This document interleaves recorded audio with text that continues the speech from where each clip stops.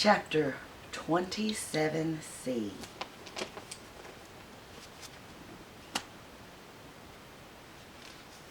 When he arrived at the manor, the servants who received him with the usual ceremony noticed that he looked better, and they did not go to the remote rooms where he usually lived, attended by Pritchard. He went into the library, and he sent for Mrs. Medlock.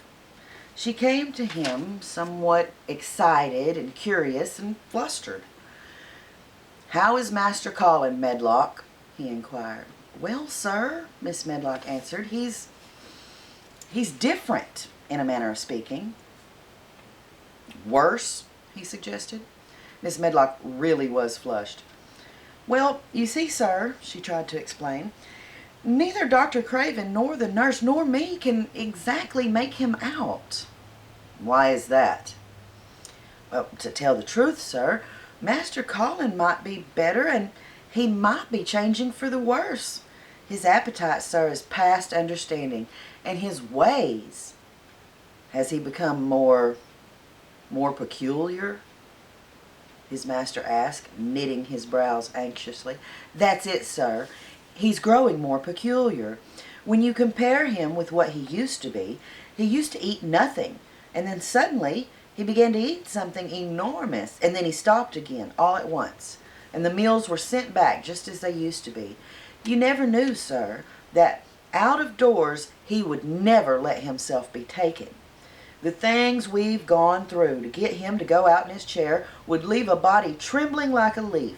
He'd throw himself into such a state that Dr. Craven said he couldn't be responsible for forcing him.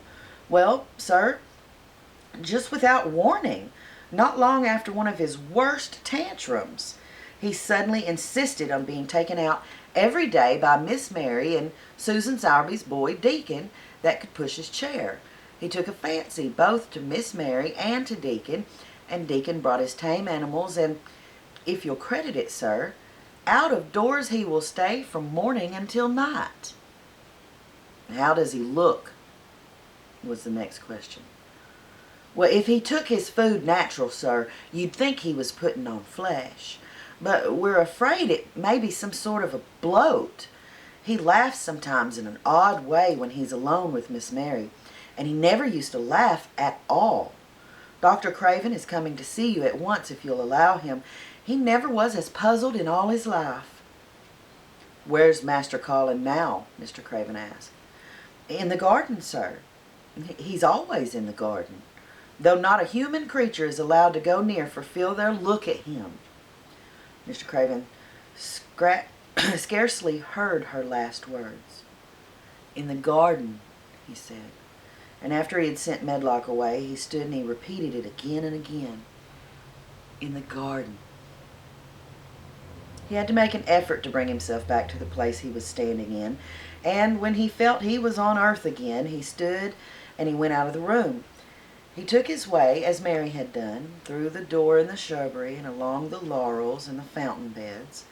The fountain was now playing and was encircled by beds of brilliant autumn flowers. He crossed the lawn and turned into the long walk by the ivied walls. He did not walk quickly, but slowly, and his eyes were on the path. He had felt as if he were being drawn back to the place he had so long forsaken, and he did not know why. As he drew near to it, his step became still more slow.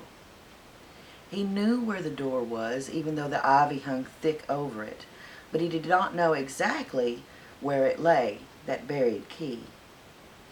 So he stopped, and he stood still, looking about him, and almost the moment after he had paused, he started and listened, asking himself if he were walking in a dream. The ivy hung thick over the door.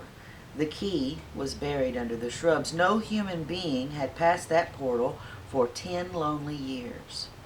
And yet, inside the garden, there were sounds.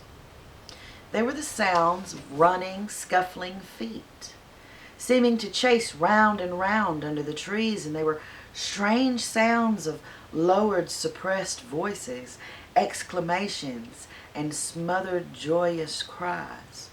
It seemed actually like the laughter of young things, the uncontrollable laughter of children who were trying not to be heard, but who, in a moment or so, as their excitement mounted, would burst forth. What in heaven's name was he dreaming of? What in heaven's name did he hear? Was he losing his reason and thinking he heard things which were not for human ears? Was it that far, clear voice had meant? And then the moment came, the uncontrollable moment when the sounds forgot to hush themselves. The feet ran faster and faster. They were nearing the garden door. There was a young, strong, quick breathing and a wild outbreak of laughing shouts which could not be contained, and the door in the wall was flung wide open, the sheet of ivy swinging back, and a boy burst through at full speed and without seeing the outsider dashed almost into his arms.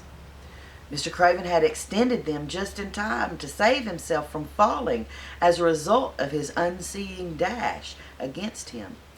And when he held him away to look at him in amazement at his being there, he truly gasped for breath.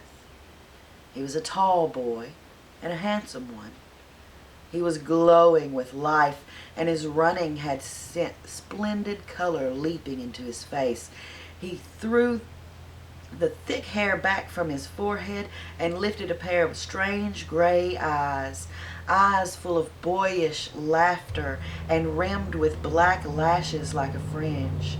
It was the eyes which made Mr. Craven gasp for breath. "Who? What? Who?" he stammered. This was not what Colin had expected. This was not what he had planned. He had never thought of such a meeting. And yet, to come dashing out, winning a race, perhaps it was even better. He drew himself up to his very tallest. Mary, who had been running with him, and had dashed through the door too, believed that he managed to make himself look taller than he had ever looked before.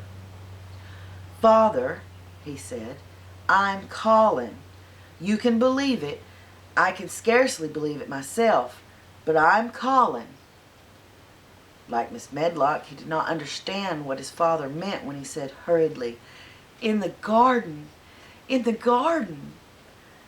"Yes," hurried on Colin, "it was the garden that did it, and Mary and Deacon and the creatures, and the magic. No one knows. We kept it to tell you when you came. I'm well. I can beat Mary in a race, and I'm going to be an athlete." He said it all so like a healthy boy, his face flushed, his words tumbling over each other in his eagerness, that Mr. Craven's soul shook with unbelieving joy. Colin put out his hand and he laid it on his father's arm. "Aren't you glad, Father?" he ended. "Aren't you glad I'm going to live forever and ever and ever?" Mr. Craven put his hands on the boy's shoulders and held him still. He knew he dared not even try to speak for a moment. "Take me into my garden, my boy," he said at last, "and tell me all about it." And so they led him in. The place was a wilderness of autumn gold and purple and violet blue and flaming scarlet, and on every side were sheaves of late lilies standing together, lilies which were white or white and ruby. He remembered well when the first of them had been planted, that just at this season of the year their late glories should reveal themselves. Late roses climbed and hung and clustered in the sunshine, deepening the hue of the yellowing trees, made one feel that one stood in an embowered temple of gold. The newcomer stood silent, just as the children had done when they came into its grayness. He looked round and round. "I thought it would be dead," he said. "Mary thought so at first," said Colin, "but it came alive." Then they sat down under their tree, all but Colin, who wanted to stand while he told the story. It was the strangest thing he'd ever heard, Archibald Craven thought, as it was put forth in the headlong boy fashion. mystery and magic and wild creatures, the weird midnight meeting, the coming of spring, the passion of insulted pride which had dragged the young Raja to his feet to defy the old Ben Weatherstaff to his face, the odd companionship, the play acting, the great secret so carefully kept. The listener laughed until tears came to his eyes, and sometimes tears came into his eyes when he was not laughing. The athlete, the lecturer, the scientific discoverer was a laughable, lovable, healthy, young human thing. Now, he said at the end of the story, it need not be a secret any more. I dare say it will frighten them nearly into fits when they see me, but I am never going to get into that chair again. I shall walk back with you, Father, back to the house. Ben Weatherstaff's duties rarely took him away from the gardens, but on this occasion he made an excuse to carry some vegetables to the kitchen, and being invited in the servants' hall by Miss Medlock to drink a glass of beer, he was on the spot, as he had hoped to be, when the most dramatic event Misselthwaite Manor had seen during the present generation actually took place. One of the windows looking upon the courtyard gave also a glimpse of the lawn. Miss Medlock, knowing Ben had come from the gardens, hoped that he might have caught sight of his master, and even by chance of his meeting with Master Colin. "Did you see either of them, Weatherstaff?" she asked.